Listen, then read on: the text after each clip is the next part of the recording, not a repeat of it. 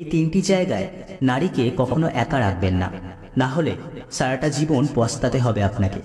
পত্নী, কন্যা, বোন বা মার নিরাপত্তার কথা প্রত্যেকটি পুরুষ জীবনে একবার হলেও ভাবে।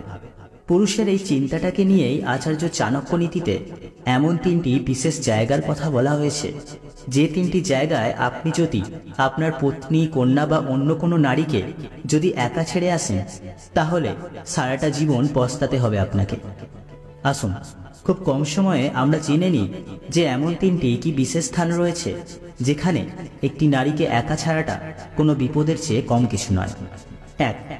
কূটনীতিক আচার্য চাণক্য প্রত্যেকটি পুরুষকে, বিশেষ করে স্বামীদেরকে উদ্দেশ্য করে বলেছেন, সময় যতই কঠিন হোক, দিন যতই খারাপ হোক না কেন, একজন স্বামী তার স্ত্রীকে অন্য কোনো পুরুষের সাথে যেন কখনোই একা রেখে না আসে। পুরুষটি যতই ঘনিষ্ঠ আত্মীয় হোক না কেন, তার নিজের স্ত্রীকে অন্য পুরুষের সাথে একা রেখে আসাটা নিজের পায়ে কুড়াল মারার চেয়েও কম কিছু নয়। কারণ যখন একটি নারী আর পুরুষ একা থাকে, তখন তাদের মনে না চাইলেও কামবাসনা জাগ্রত হয়। এই বিষয়ে আপনি তাদের সম্পূর্ণরূপে দোষী সাব্যস্ত করতেও পারবেন না, কারণ এমন সময়ে চিন্তাভাবনা এতই চঞ্চল হয়ে থাকে যে একজন মানুষ কখন নিজের লিমিট পার করে ফেলে সেটা মাথায় আসে না।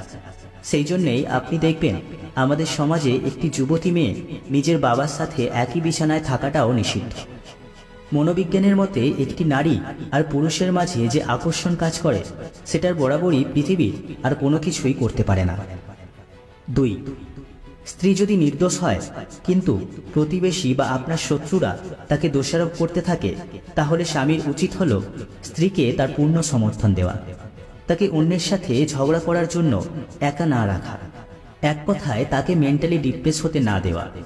কারণ একজন নারী তার নিজের ঘর ছেড়ে এই বিশ্বাসটাকে আগলে ধরে এমন একটি হাত ধরে যে তার স্বামী তাকে সাপোর্ট করবে, তার নেতৃত্বে একটা ভালো ভবিষ্যৎ সে পাবে।